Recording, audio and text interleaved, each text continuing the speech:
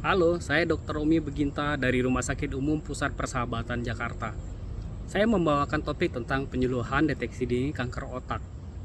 Kanker otak adalah pertumbuhan sel abnormal di dalam otak atau di jaringan sekitarnya. Kanker otak dapat bersifat primer, artinya kanker itu berasal dari otak sendiri, ataupun metastasis, yaitu berasal dari organ lain yang menyebar ke otak. Siapa yang beresiko terkena kanker otak? Mereka adalah orang-orang dengan riwayat kanker otak dalam keluarga, paparan radiasi kepala dalam jangka panjang, usia di atas 40 tahun, paparan zat kimia tertentu seperti pestisida atau pelarut industri, dan sistem kekebalan tubuh yang lemah. Gejala kanker otak dapat berbeda-beda tergantung lokasi dan ukuran tumor. Waspadailah jika mengalami 1.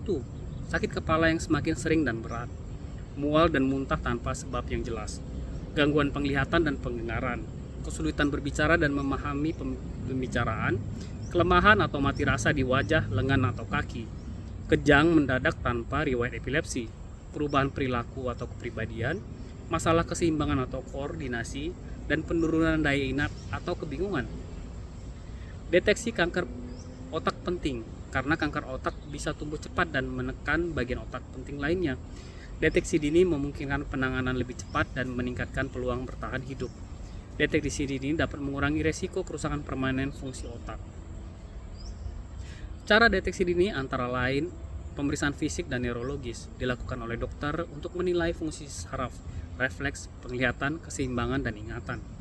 Pemeriksaan penunjang yang dapat dilakukan adalah CT scan atau MRI otak untuk mendeteksi adanya massa atau tumor, EEG atau elektroensefalogram bila ada gejala kejang, dan biopsi otak jika diperlukan untuk memastikan jenis kanker. Waspadalah gejala dini kanker otak jika gejala mencurigakan yang berlangsung lebih dari 2 minggu sehingga perlukan pemeriksaan ke dokter. Kanker otak dapat dicegah dengan menghindari paparan radiasi berlebih di kepala, menggunakan alat pelindung jika bekerja di lingkungan beresiko tinggi, mengkonsumsi makanan bergizi seimbang dan hindari zat kimia berbahaya, serta rutin kontrol kesehatan terutama jika ada riwayat keluarga kanker otak. Sebagai penutup, jangan abaikan sakit kepala yang tidak biasa atau gejala neurologis lainnya. Deteksi dini sangat penting untuk meningkatkan kualitas hidup penderita.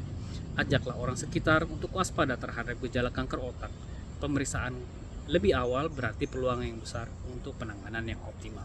Terima kasih.